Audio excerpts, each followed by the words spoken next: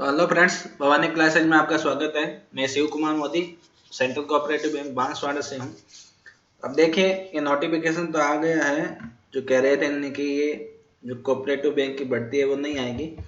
चलिए अब हम बात करेंगे नोटिफिकेशन के बारे में। इसमें जो बातें दी गई है उसके अलावा जो आपके क्वेश्चन है कि बॉन्ड कितने का भरा जाता है, ये सभी क्वेश्चन है। बहुत सारे क्वेश्चन है कि उदयपुर टीएसपी में है, नॉन टीएसपी में, प्रोबेशन सैलरी कितनी है, क्लर्क की, मैनेजर की, ये सभी सवालों के, बहुत सारे सवालों के जवाब हैं वो इस वीडियो में साथ में आपको मिल जाएंगे।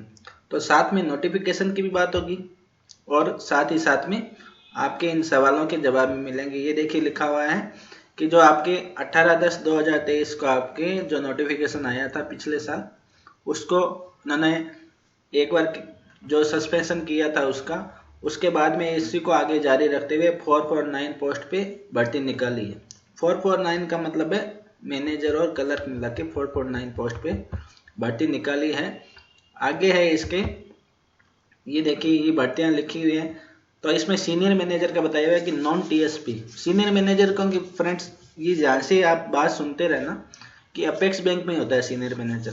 यहाँ पे हमारे जो सीनियर मैनेजर होते हैं वो प्रमोशन से होते हैं, लेकिन केवल अपेक्स बैंक में जो है वो भर्ती जो है डायरेक्ट रिक्रूटमेंट होती है। तो अपेक्स मैनेजर सीनियर मैनेजर की पोस्ट है, ये देखो लिखी हुई है 5 है। इसके अलावा नॉन टीएसपी में मैनेजर कितने हैं, ये अपेक्स बैंक में 7 है। अपेक्स बैंक एक ही जगह है फ्रेंड्स, ये भी डाउट था कई बच्चों का कि अपेक्स बैंक का मतलब क्या है।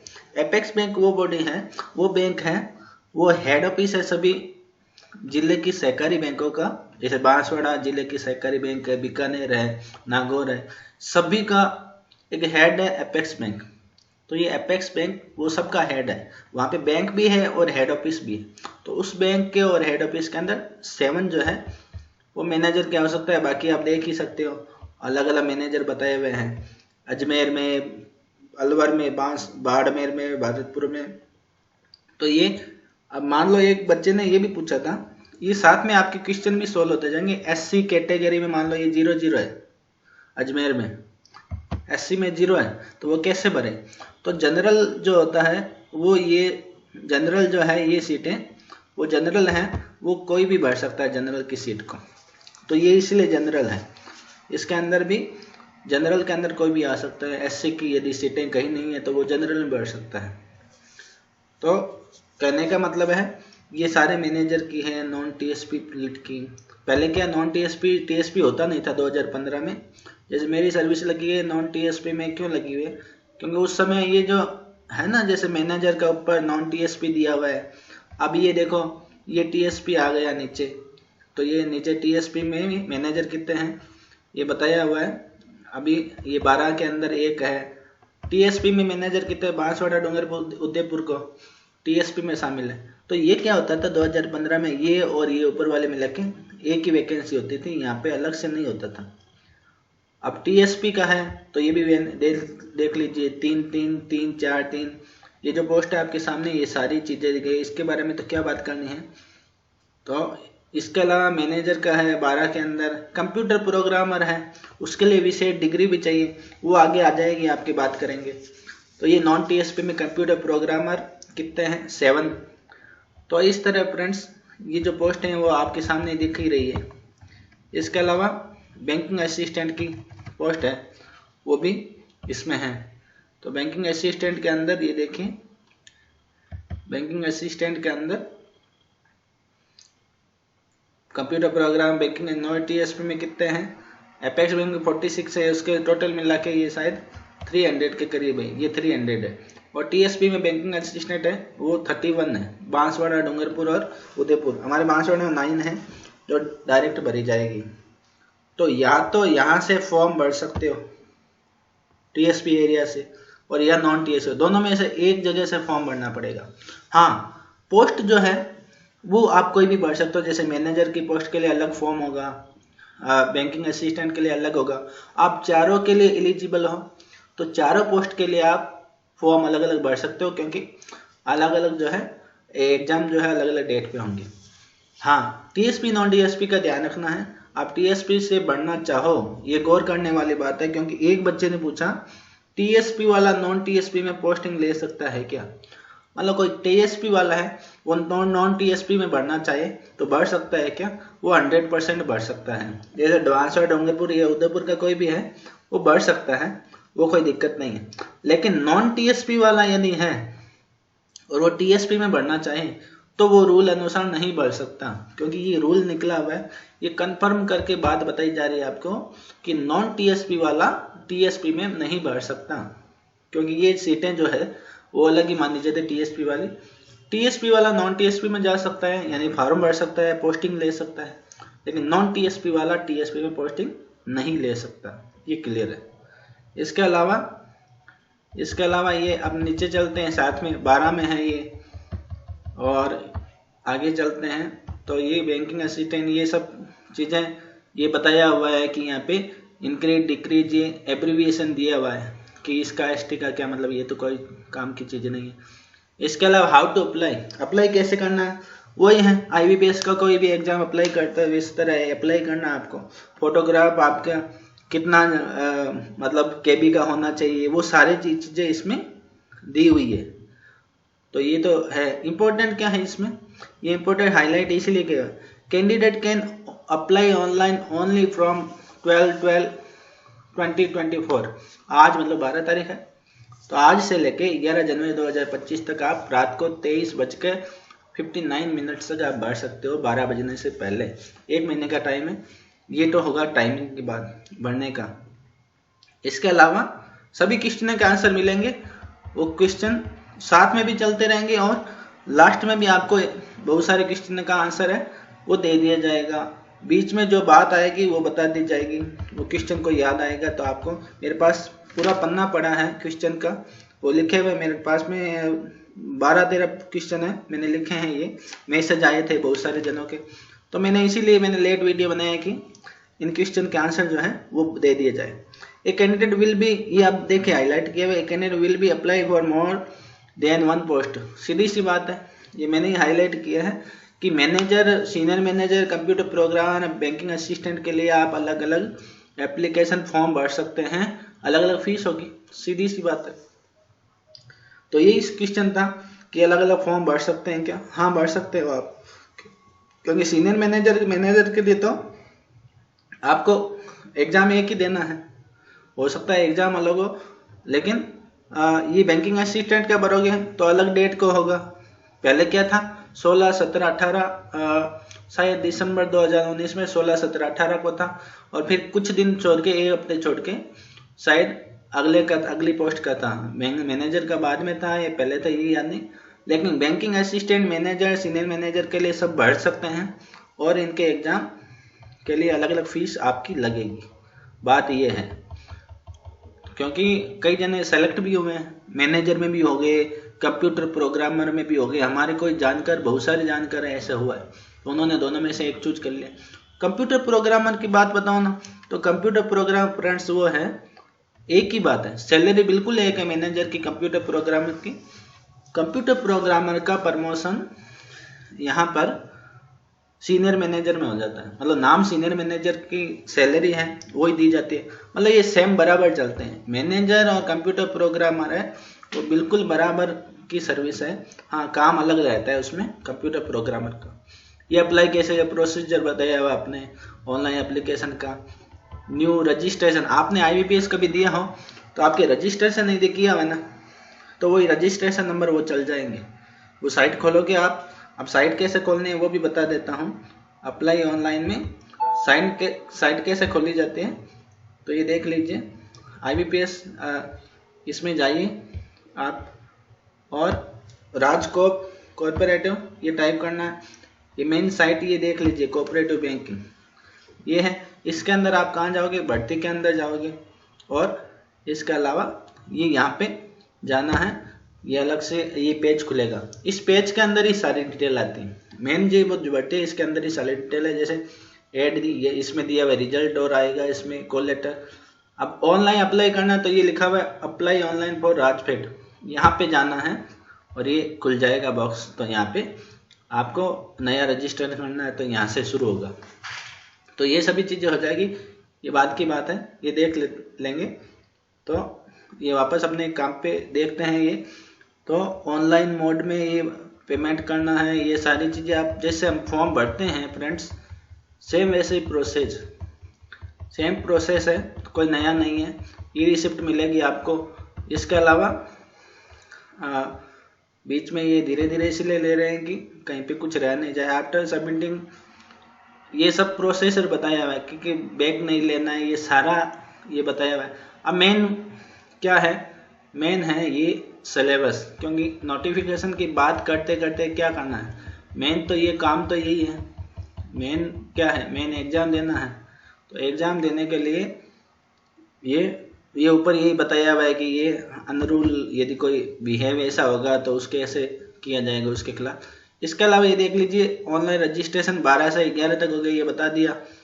और इसके अलावा फीस की ये तारीख है। एग्जामिनेशन कब होगा, ये इम्पोर्टेंट है। एग्जामिनेशन होगा बोर्ड द्वारा, कोई एजेंसी के द्वारा किया जाएगा, ये इसमें बताया गया है। और एग्ज़ाम जो है, इम्पोर्टेंट बात है कि फरवरी या मार्च में होगा, या फरवरी लास्ट में होगा या मार्च के फर्स्ट वीक में होगा। शायद 15 मार्च तक हो जाएगा, शायद 9 मार्च को संडे आ रहा है, 2 मार्च को भी आ रहा है। 2 मार्च को तो शायद हो या नहीं हो पता नहीं, लेकिन 9 मार्च को संडे है, फिर 15 के आसपास है। ये 2-3 दिन एग्जाम चलते हैं, जैसे 16, 17, 18 चल गया, तो ऐसे 3 दिन चल रहे थे पिछली बार। तो अभी भी बैंकिंग असिस्टेंट के 3 दिन चले थे, मैनेजर के शायद 1 या 2 दिन चले थे, याद नहीं है।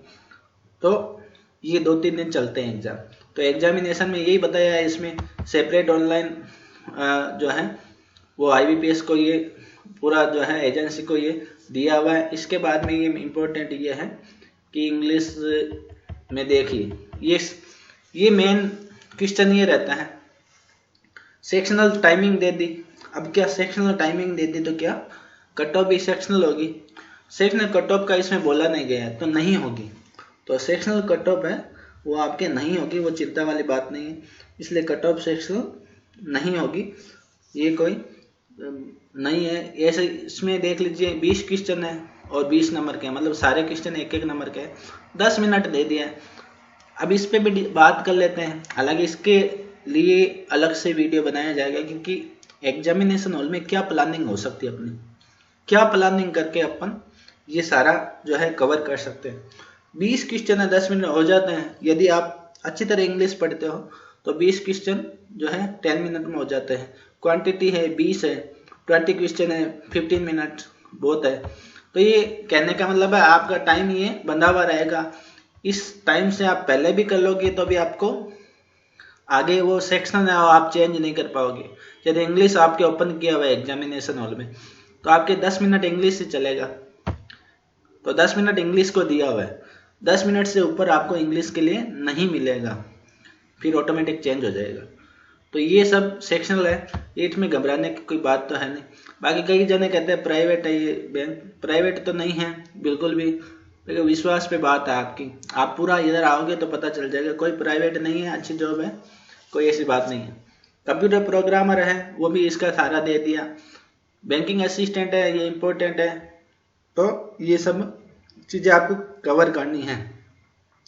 एग्जाम थोड़ा सा ठीक है, टफ भी रह सकता है। इंग्लिश देखिए सेकेंडरी लेवल की ही आएगी, ज़्यादा टफ तो होती नहीं है। और ये सारे क्वांटिटी है, रीजनिंग है और न्यूमेरिकल है। क्वांटिटी न्यूमेरिकल तो एक ही बात है वैसे। तो ये सारी IBPS लेवल की आएगी। जीके की बात करें राजस्थान की, general interest in awareness about major economic, आर्थिक जो इकोनॉमिक से संबंधित चीज़ें हो रही है, जैसे KCC अकाउंट है या PM किस्त वाला है, PM साहब किस्त डाल रहे हैं किसानों की, वो है। इसके अलावा सामाजिक, पॉलिटिकल, राजनीतिक और कल्चरल और literacy and literary and scientific aspects of important. कहने का मतलब है ये जो कल्चर है, ये कला संस्कृति है, लिटरेचर है, जैसे किताब किसने ये बुक है ना प्रिंट, मतलब ये इसका लेखक कौन है, पृथ्वीराज रासो, ये संबंधित ये बुक्स है वो आएगी। साइंटिफिक एस्पेक्ट्स है, मतलब साइंटिफिक तो वैसे कम आता है लेकिन दिया हुआ ये करना पड़ेगा। और करंट डेवलपमेंट्स इन राजस्थान, ये सारी चीज़ें करंट की आएगी। हो सकता है करंट जो जीके है वो पिछले 4 महीनों का या 5 महीनों का सफिशिएंट होगा। जैसे मार्च में एग्जाम होगा तो आपको जहाँ तक मुझे नॉलेज है अक्टूबर से लेके फरवरी तक कर लेना है। अब आप कहोगे ये बहुत वास्ट ज़्यादा हो जाएगा, लेकिन है रियलिटी है, यही आता है। 5-6 महीनों के हर एग्जाम में आते हैं। और जीके डीपली नहीं करना है, जीके जो है ऊपर ऊपर वाला करना है। करंट वाला आपकी बार ज़्यादा आ सकता है। पिछली बार करंट वाला वो ज़्यादा नहीं आया था, स्टैटिक जीके पूछा था। स्टैटिक का मतलब आप जानते हो, वो जो नॉर्मल जीके होता है, जो स्टैटिक हमेशा एक जैसा ही रहता है, वो जीके ज़्यादा पूछा था। कंप्यूटर नॉलेज है, बिल्कुल आसान क्वेश्चन पेपर आता है, इसमें बेसिक ये चीज़ें आती है, अच्छी चीज़ें आती है, तो ये कोई टफ वाली चीज़ें नहीं आती हैं। तो ये कंप्यूटर नॉलेज तो सबसे आसान वाला क्वेश्चन पेपर होता है, वो सेक्शन होता है, वो सबसे अच्छा नहीं है। अकाउंटेंसी है, ये 10 बार किसी ने बहुत सारी बार पूछ लिया कि पास कोर्स स्टैंडर्ड। पास कोर्स का मतलब है, पास कोर्स क्या होता है? पास कोर्स का मतलब है कि वो ग्रेजुएशन लेवल तक का चला जाता है। पिछली बार जो है एग्जाम में ऐसा नहीं पूछा था। पिछली बार तो केवल 12th लेवल का, 11th लेवल के क्वेश्चन ज़्यादातर आ गए थे। 5 एक क्वेश्चन आए थे, वो 5 एक क्वेश्चन वो उसके आए थे अपने ग्रेजुएशन लेवल के। कई जने कहते हैं कि आपके पास में पेपर कहाँ से आए, कहीं भी नहीं मिलता है, तो उनको विश्वास करना करो, नहीं करना है मत करो, कोई यह जरूरी नहीं। 2019 में जब पेपर हुआ था तो मैंने उसको हर पेपर का एनालिसिस करना चाहिए, तो उस समय भी एनालिसिस किया था। मेरी आदत तब सही है, तो एनालिसिस किया था, इसलिए कॉपी में एक जगह रजिस्टर में लिखा हुआ मेरे को क्वेश्चन मिल गए थे मेरे को, तो इसलिए मैंने आपको वो क्वेश्चन बताए थे। आप YouTube पे जाके मेरे इस भवानी क्लासेस में देख भी सकते हैं। तो पास कोर्स है, तो फ्रेंड्स अपन को थोड़ा ग्रेजुएशन लेवल का तो करना ही होगा। अब थोड़ा क्या, पास कोर्स स्टैंडर्ड है तो वो पूरा भी दे सकते हैं, तो ये रिस्क आप लेना चाहो तो ले लो, कोई दिक्कत नहीं कि 11th-12th की बुक है वो कंप्लीट कर ली, ऐसा नहीं होगा। आपको पास कोर्स ही करना होगा, ग्रेजुएशन लेवल का है वो ही करना होगा। अकाउंटेंसी रिस्क पे है, आप रिस्क ले सकते हो कि थोड़ा उससे कम कर ले। इसके अलावा ये 2001 और 3 का जो ये कोऑपरेटिव एक्ट आएगा, ये तो सारी बातें हैं, इसके लिए एक अलग से वीडियो बना देंगे। ये जो लिखा हुआ है बिजनेस प्लान, CRR क्या होता है, SLR क्या होता है, ये बैंकिंग टर्म्स होती है फ्रेंड्स। ये भी आ सकती है, ये आ सकती क्या, ये आएगी भी। पिछली बार तो बिल्कुल भी नहीं आई थी, हालांकि पिछली बार तो पूरा कोऑपरेटिव एक्ट का 40 के 40 क्वेश्चन सारे यही आ गए थे। ना मोबाइल बैंकिंग आई थी, ना कोर बैंकिंग आई थी। कोर बैंकिंग के तो शायद एक क्वेश्चन आया था, मतलब 2 या 3 क्वेश्चन आए थे या नहीं भी आए थे, याद नहीं है, लेकिन 100 में से 99% ये एक्ट वाले आ गए थे। अब की बार भरोसा नहीं है दे दे, क्योंकि कोर्स में है तो दे भी सकते हैं, नहीं भी दे सकते हैं। तो ये है, इसके लिए अलग से आपको वीडियो बना दिया जाएगा, CRR, SLR या बैंकिंग टर्म्स जो भी है। इसके अलावा क्वेश्चन पेपर विल भी available in both Hindi English. आपको हिंदी इंग्लिश दोनों में से एक सेलेक्ट करना है, जैसे बाइपक की IB एग्जाम में करते हो आप। इसके अलावा रॉन्ग आंसर के 0.25 मार्क्स डिडक्ट हो गए आपके, कहने का ना माइनस मार्किंग है, और 33% आपको लाने हैं, और 28% SC ST के लिए, 33% आपके जनरल के लिए आपको वो लाने हैं। वो कम से कम वो तो लाने ही है, कहने का मतलब है 200 में से तो लाने ही पड़ेंगे आपको। उतने नहीं लाओगे, 200 में से आपको 33 मतलब 66 हो गया, 66 नंबर हो गए, वो तो आपको लाने ही है। और 56 नंबर उनको SC ST वालों को, वो टोटल में से वो तो लाने ही, तो पास माने जाओगे कम से कम। इसके ऊपर तो लाओ तो मेरिट बनेगी, इससे उतने से क्या होता है। और सिलेक्शन प्रोसेस क्या है, ये लिखा हुआ है कि basis of the on the merit, exam जो होगा उसके मेरिट पे होगा। कोई भी आपको इंटरव्यू नहीं देना है, चाहे मैनेजर का हो, चाहे कंप्यूटर प्रोग्रामर का हो, चाहे सीनियर मैनेजर का, आपको इंटरव्यू कुछ भी नहीं देना है, केवल एग्जाम अच्छा दे दो तो आपकी उस मेरिट के हिसाब से आपको मिल जाएगा। एक वीडियो में मैंने बताया कि आपको CCB कैसे मिलेगी, कौन सा जिला कैसे मिलेगा, वो भी पूरा दोबारा बता दिया जाएगा। वो आप मेरे एक वीडियो है उसमें जाके आप देख सकते हो कि आपको CCB कैसे मिलेगी, आपके किस नंबर के आधार पर कैसे मिलती है वो।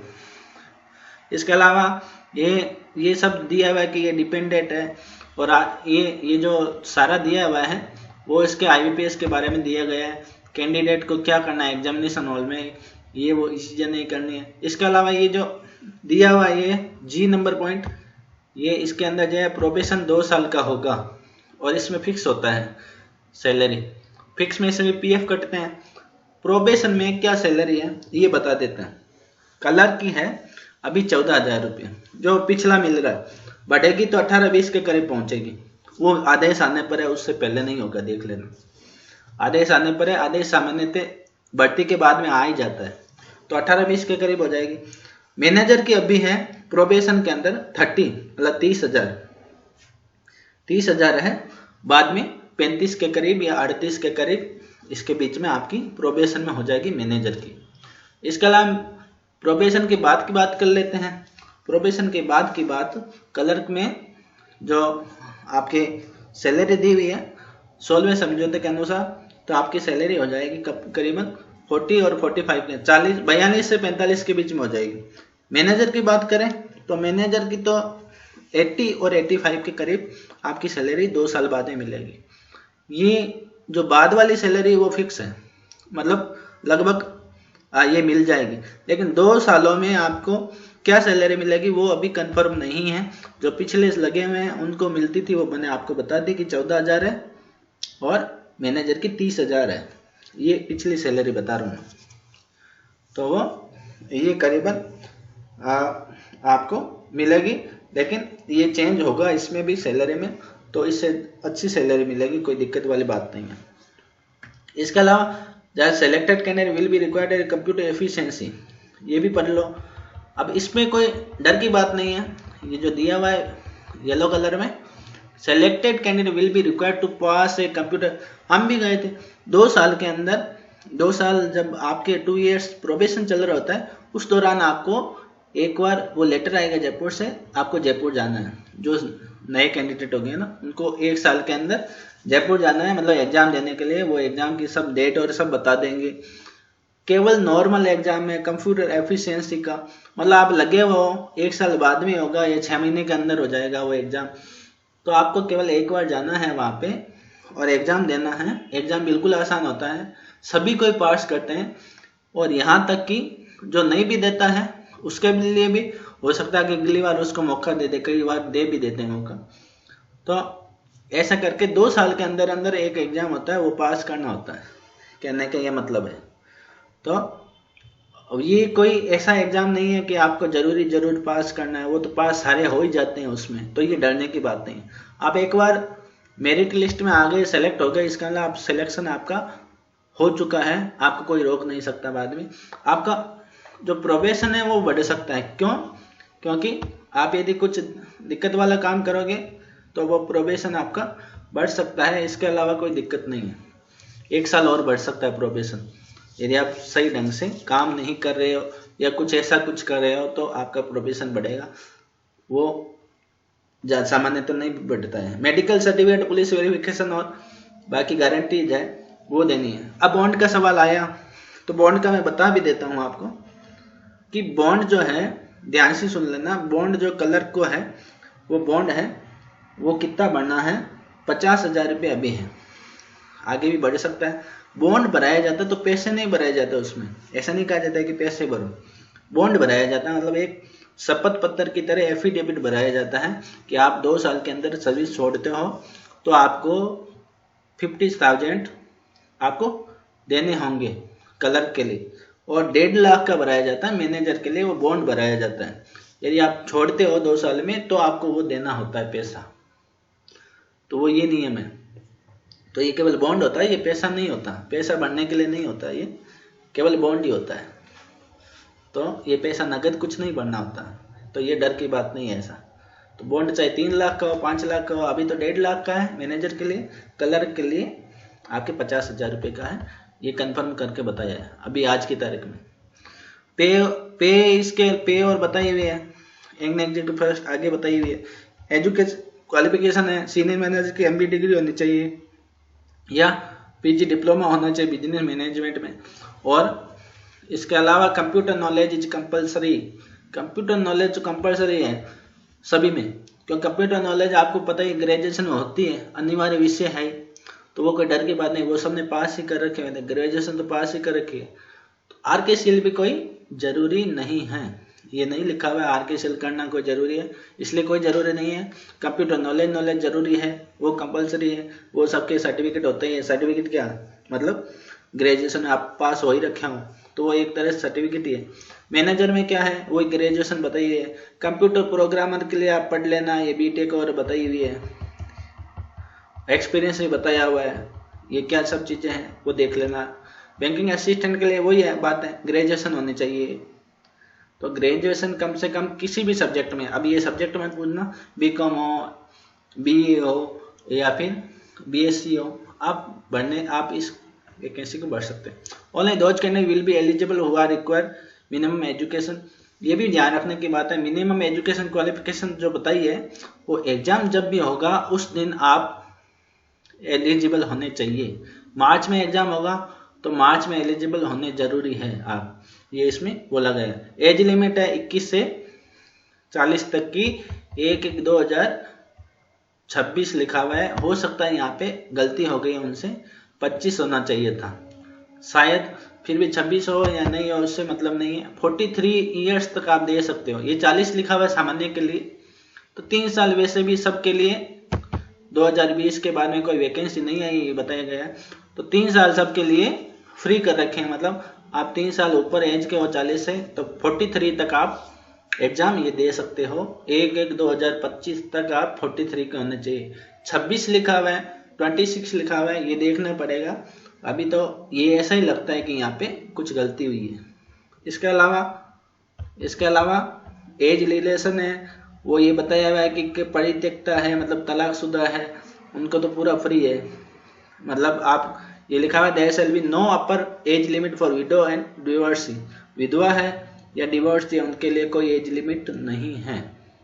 हाँ, 50 से ऊपर शायद नहीं होना चाहिए, ये भी है, ये इतना तो कौन जाएगा, लेकिन हाईएस्ट 50 हो जाने, 50 से ऊपर नहीं होना चाहिए। ये एक्स सर्विसमैन के लिए, मतलब पुलिस वाले के लिए है। जो मैं 50 बोल रहा हूँ वो पुलिस वालों के लिए, एक्स सर्विस पुलिस मिलिट्री से संबंधित है। इसके अलावा 5 ईयर का रिलेशन तो आपको पता ही है, जिन को मिलता है वो आपको सारों को पता है कि एज के हिसाब से किसी को 5 साल भी मिलता है। तो 5 साल का जिनको मिला हुआ है एज के हिसाब से रिलैक्सेशन जिनको ये मिला हुआ है 5 साल का, उसको 3 साल और वो सबको मिलेगा, ये 8 साल का रिलैक्सेशन हो गया उनके लिए।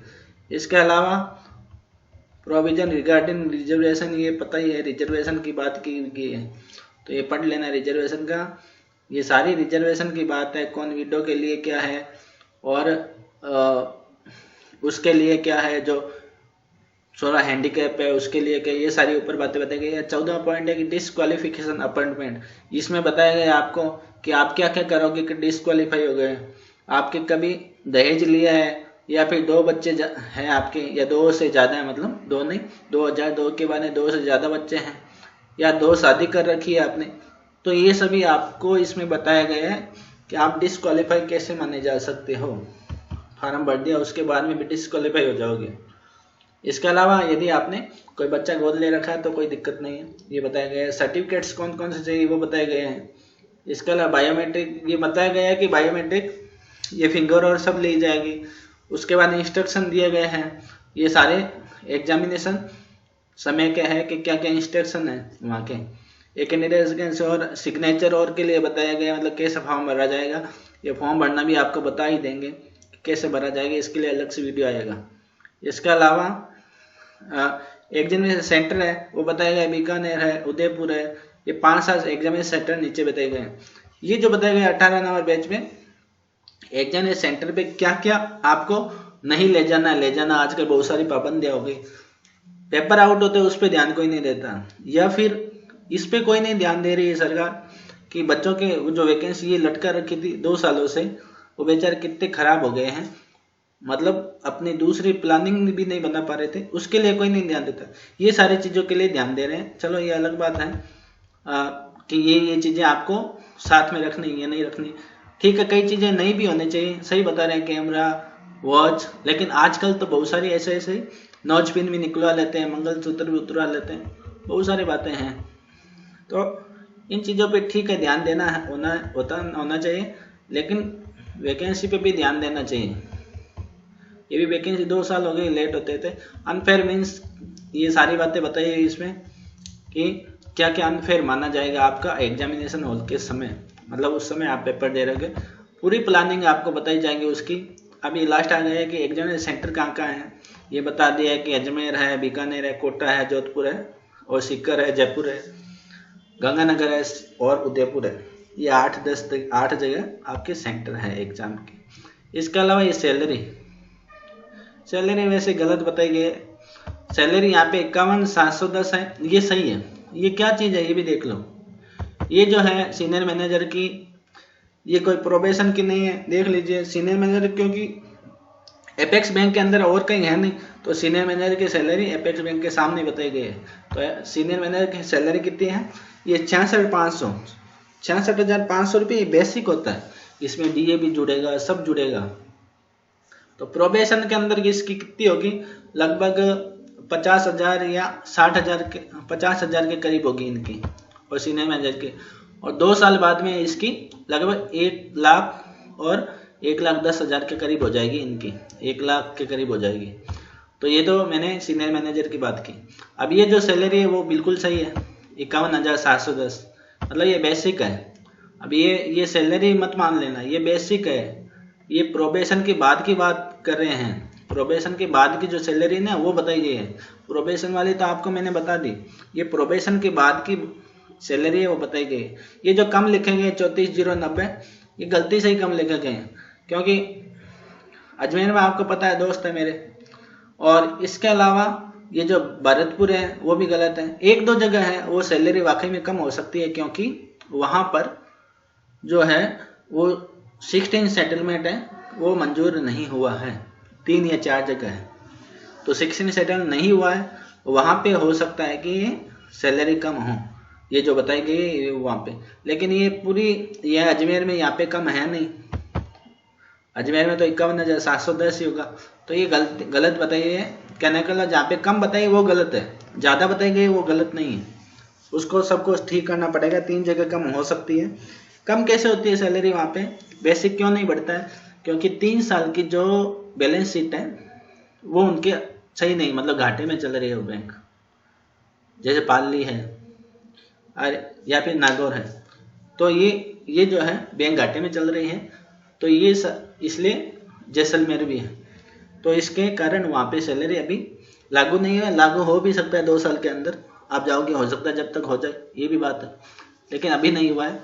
तो 51,710 का मतलब बेसिक 51,710 होगी मैनेजर की, लगभग सभी जगह ऐसा है, बीकानेर हो चाहे बूंदी हो, चित्तौड़गढ़ हो, सभी जगह ऐसा बेसिक ही है। इस बेसिक का मतलब है आपकी सैलरी जो लगभग हो जाएगी उसके बाद में, किसके बाद में, प्रोबेशन की बात कर रहा हूँ, आपके 85 जो होगी, जैसे मैंने अभी बोला था 80 या 85 के करीब होगी, हो सकता है उससे ज़्यादा ही हो, 5,000।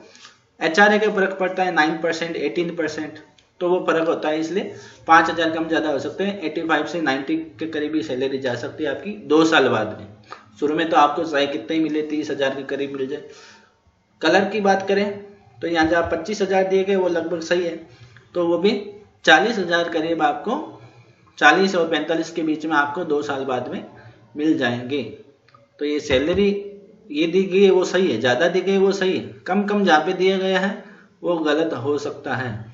ये यहाँ पे कम दिया गया है तो ये तो सही है। पाले की हमने बात की, पाले में हो सकता है नुकसान, वो सही नहीं है उनकी बैलेंस शीट।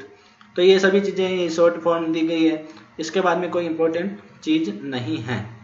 ये सभी बताया गया है कि क्या क्या करना है, लेफ्ट हैंड का इंप्रेशन देना है, ये कैसे करना है, फोटो है स्कैन करते समय कितने GB की होनी चाहिए, तो DPI की कितने की होनी चाहिए, वो सारा बताया गया है। अब मैं क्वेश्चन ले लेता हूँ जो क्वेश्चन बच्चे पूछ रहे थे।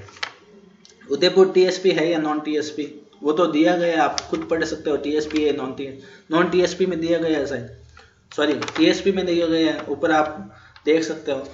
अगला सवाल, प्रोबेशन सैलरी कितनी है, बता दी आपको प्रोबेशन की सैलरी अभी जो है वो भी बता दी, पहले की भी बता दी, और नई वाली है वो भी आपको बता दी कि नई कितनी हो सकती है। बीकानेर वैकेंसी नहीं है, क्या करें, अब क्या कर सकते हैं, बीकानेर का हूँ तो बीकानेर वैकेंसी नहीं है तो भी कुछ नहीं कर सकते, जो है वो आपके सामने ही है। बीकानेर में वैकेंसी नहीं है, लेकिन आपको ऐसे पर्टिकुलर पूछा नहीं जाएगा फॉर्म में कि बीकानेर बढ़ना है या नहीं, आपको फ्रेंड्स ऐसे पूछा जाएगा। पहले एक चीज़ ऐसे फॉर्म में पूछी जाएगी कि नॉन TSP बढ़ना है या TSP, आप उस पर क्लिक करोगे। जैसे TSP क्लिक किया तो आपके 3 जिले नीचे लिखेंगे प्रेफरेंस में बढ़ना। प्रेफरेंस क्या होती है वो भी बता देंगे कि कैसे बढ़ना है। प्रेफरेंस ये होती है फ्रेंड्स, जैसे आपको जो डिस्ट्रिक्ट है वो सेलेक्ट करना है, चूज करना है। जैसे बहुत सारे डिस्ट्रिक्ट आपको दे देंगे जहाँ पे, जैसे मान लो कोई नॉन टीएसपी का है चित्तौड़गढ़ वाला, तो वो यदि फॉर्म फिल कर रहे हैं चित्तौड़गढ़ वाला कैंडिडेट, तो वो ओके करेगा नॉन टीएसपी करेगा, तो नीचे जो है वो सारे जो डिस्ट्रिक्ट है वो दिए जाएंगे नॉन टीएसपी में जहाँ पे भी वैकेंसी है। अब वो फर्स्ट प्रेफरेंस क्या बढ़ेगा, चित्तौड़गढ़ को सेलेक्ट करेगा, सेकंड और किसी को सेलेक्ट करेगा जहाँ आसपास वाले हैं वो जाना चाहता है। मतलब कहने का मतलब है कि मेरी पहली पसंद वो मेरा जिला है, उसकी अगली पसंद आपकी क्या है वो अगला जिला माना जाएगा। तो उसके बाद में जब आपके नंबर आएंगे, मार्क्स आएंगे, जो नंबर आप ऑब्टेन करोगे एग्जाम में, उसके आधार पे आपको सीसी भी मिल जाएगी, जो जिला मिल जाएगा वो है। इसलिए ये ऐसा नहीं कि बीकानेर कितनी वैकेंसी है वो एक पे कंसीडर किया जाए, आपको सभी जिलों में कंसीडर किया जाएगा। आपके नंबर के आधार पे पसंद का मिलना नहीं मिलना अलग बात है, कंसीडर सभी पे किया जाएगा यदि आप लायक हो तो, आपके नंबर हाईएस्ट आए हैं तो। व्यवस्थापकों की, अगला सवाल है व्यवस्थापकों की अलग से आएगी क्या वैकेंसी? हाँ अलग से ही आएगी, ये नहीं है उसके अलग से आएगी। टीएसपी वाला नॉन टीएसपी में पोस्टिंग ले सकता है क्या? टीएसपी वाला नॉन टीएसपी में पोस्टिंग, हाँ टीएसपी वाला नॉन टीएसपी में फॉर्म भी भर सकता है, पोस्टिंग भी ले सकता है, लेकिन नॉन टीएसपी वाला टीएसपी में नहीं आ सकता, क्योंकि टीएसपी में आने के लिए उसको सर्टिफिकेट, ये रूल है, इसके आधार पे वो नहीं आ सकता, टीएसपी में भर नहीं सकता, ना ही पोस्टिंग ले सकता है। मेरी नॉन टीएसपी बीकानेर से बांसवाड़ा में क्यों हो रखी है, क्योंकि 2015 में रूल अलग था, इसलिए वो अलग चीज है, इसलिए हो रखी है। सैलरी स्लिप, हाँ सैलरी स्लिप है, वो कभी वीडियो में आपको सैलरी स्लिप भी दिखा दी जाएगी मैनेजर की कितनी है। बॉन्ड कितने का होगा बता ही दिया, 50,000 के कलर के लिए है, मैनेजर का 1.5 लाख है अभी आज की तारीख में, आगे चेंज हो तो पता नहीं, ज्यादा ही होगा कम तो नहीं होगा उसके बाद में। बॉन्ड भरवाते हैं, पैसे नहीं भरवाते हैं, ये ध्यान रखना। बॉन्ड का मतलब है एक बॉन्ड होता है, वो भरवाते हैं कि मैं बीच में यदि 2 साल से पहले सर्विस को छोड़ देता हूं तो मैं इतने रुपये भर दूंगा, ये बॉन्ड भरवाता है। सेक्शनल है या ओवरऑल है कट ऑफ, ये बहुत अच्छी बात है, ये बताने की बात है कि सेक्शनल या ओवरऑल कट ऑफ है। कट ऑफ जो है अभी तक ओवरऑल की सूचना है कि ये ओवरऑल है, तो आपको 200 में से क्यों लाने हैं नंबर, वो कोई ऐसा नहीं है कि आपको इसके अलावा सेक्शनल पास करनी है, तो सेक्शनल पास नहीं करनी है, केवल सेक्शनल टाइमिंग है, कट ऑफ नहीं है। एपेक्स मतलब क्या होता है? एपेक्स एक जयपुर में बैंक है जो हेड बैंक है सभी का, सभी जिलों में जो कोऑपरेटिव बैंक है उनका हेड बैंक एपेक्स बैंक है, वो इन सारों को कंट्रोल करता है, तो एपेक्स बैंक है। फीस कितनी है, वो फीस कितनी है तो खुद ही देख लो नोटिफिकेशन में कितनी है, 1000 रुपये और 500 रुपये बताई गई है। इसके अलावा कंप्यूटर कोर्स नहीं चाहिए या चाहिए? कंप्यूटर कोर्स नहीं चाहिए, आपको नहीं होना चाहिए, जरूरी नहीं है होना, केवल कंप्यूटर प्रोग्रामर के लिए अलग से स्पेशल होना चाहिए, वो आप देख सकते हो इसमें। बाकी नॉर्मल वैकेंसी के लिए, मैनेजर के लिए और इसके लिए आपको कंप्यूटर कोर्स नहीं होना हो तो भी चलेगा आपके, केवल आपके computer compulsory subject as a मतलब आपके ग्रेजुएशन लेवल पे होना चाहिए तो काम चल जाएगा आपके। इसके अलावा एग्जाम सेम डे होगा या नहीं? एग्जाम सेम डे नहीं होगा, अलग अलग दिन होगा, क्योंकि कई जने सभी फॉर्म भरेंगे अलग अलग, तो अलग अलग दिन होगा, इसलिए आप चारों एग्जाम आप दे सकते हो एलिजिबल हो तो। और पहले करके सेक्शन बीच में दूसरे मतलब सेक्शनल है तो आपको बताइए सेक्शनल कैसे होगा। 10 मिनट आपको इंग्लिश के लिए मान लो देने हैं, तो वो 10 मिनट से पहले भी कर लिया तो भी वो कहने का मतलब 10 मिनट से ऊपर आपको नहीं मिलेगा टाइम, 10 मिनट से ऊपर आपको एक सब्जेक्ट के लिए नहीं मिलेगा, और तो 10 मिनट से ऊपर नहीं मिलेगा। 10 मिनट बाद में आपका वो जो सेक्शन है ऑटोमेटिक चेंज हो जाएगा, नेक्स्ट सेक्शन ऑटोमेटिक ओपन हो जाएगा। अदर स्टेट वाले की बात है, ये अगला सवाल लास्ट क्वेश्चन है कि बढ़ सकते हैं या नहीं है। जनरल कैटेगरी से अदर स्टेट के लोग भी बढ़ सकते हैं, जनरल कैटेगरी में जो सीटें हैं उसको ही कंसीडर उनके लिए किया जाएगा। वहाँ पे चाहे अदर स्टेट में वो SC हो ST हो कोई कंसीडर नहीं किया जाएगा, राजस्थान के अंदर उनको केवल जनरल में माना जाएगा, जनरल में फाइट करेंगे मिक्स वैकेंसीज में। तो आप ज़्यादा इंग्लिश या फिर कोई भी आपको ज़्यादा जानकारी चाहिए तो इस वीडियो को, इस मेरे चैनल को सब्सक्राइब कीजिए। और इसके अंदर इंग्लिश और राजस्थान जीके पे ध्यान दिया जा रहा है अभी, और उसके वीडियो ज़्यादा मिलेंगे। हो सकता है आगे दूसरे वीडियो अकाउंटेंसी के भी डालने का विचार है, लेकिन वो समय मिलने की बात है। लेकिन इंग्लिश के और राजस्थान जीके के वीडियो आपको इसमें मिलते रहेंगे। Thank you.